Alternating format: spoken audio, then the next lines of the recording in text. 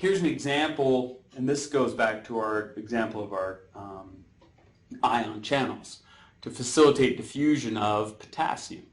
So potassium, which in our cells is highest inside the cell, we want to facilitate its diffusion to go outside at a given point when we're trying to, for example, get muscle to contract or get a nerve impulse to take place. We want potassium to be able to pass through that ion channel along its concentration gradient. So without the ion channel, potassium doesn't move.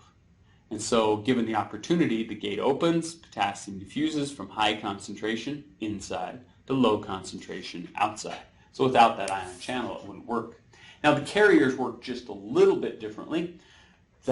Remember, I think the easiest way to understand this is going back to understanding how our proteins are made.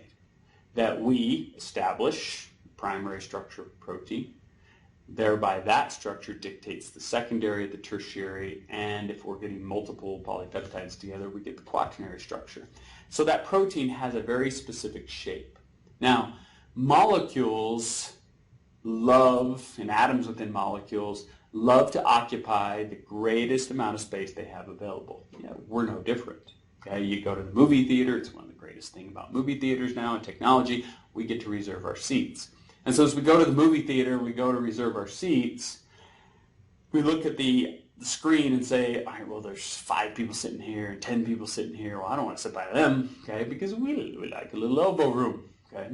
And so we start picking our seats based on giving us just a little bit of space. Well, I don't want to be that close because there's people there, and I don't want to be over here, there's people there, so you try and pick kind of something in the middle because you never know, okay, whether or not somebody you have to sit by is kind of got hygiene issues. So we're always trying to spread ourselves out. Okay? Well, molecules do the same thing. So that protein has a specific shape to give it its function. Well, with that shape, if another molecule comes along and binds to it, well, now there's more atoms interfering with the shape of that protein, and so what will the protein do? Well, the protein will change shape. So in the case of our glucose transporters, that glucose transporter, that transmembrane protein, has a specific shape, and that shape facilitates the attachment of one glucose molecule in that protein. And so as the kind of like a little lock and key, but it has a little binding site for glucose. As that glucose attaches, well, now we've changed how that protein is arranged because now there's more atoms involved in terms of that entire structure. Because now we have the protein with the glucose attached. So what that does is it changes the protein shape. Well, what's cool about this is the fact that as that protein changes shape, it allows then that glucose to pass through the membrane and be released out the other side. And as that glucose is released out the other side, well, now it's no longer attached to the protein. So what does it do? It reverts back to its original shape, which then it binds another glucose, changes shape, releases it in the cell, reverts back to its original shape, binds a glucose. And so we have these glucose carriers that facilitate the diffusion of glucose into the cell. And so what creates this? Okay, well, we always have to have glucose feeding into our cells because our cells require energy, okay, or they die. Okay? And so we always have to have this taking place.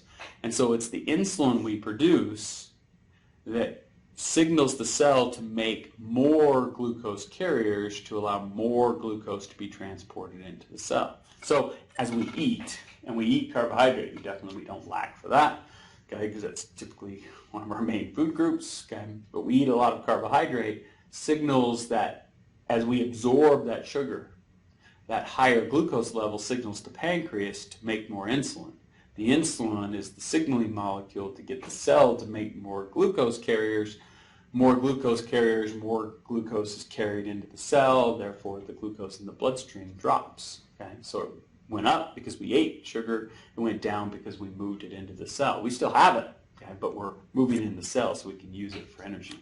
So again, in that first step, glucose fits into that pocket. That interaction between the glucose and the protein then changes the pocket. Therefore, with that changing of shape, it closes the pocket, moves glucose to the other side, okay, and forces it into the cytoplasm of the cell.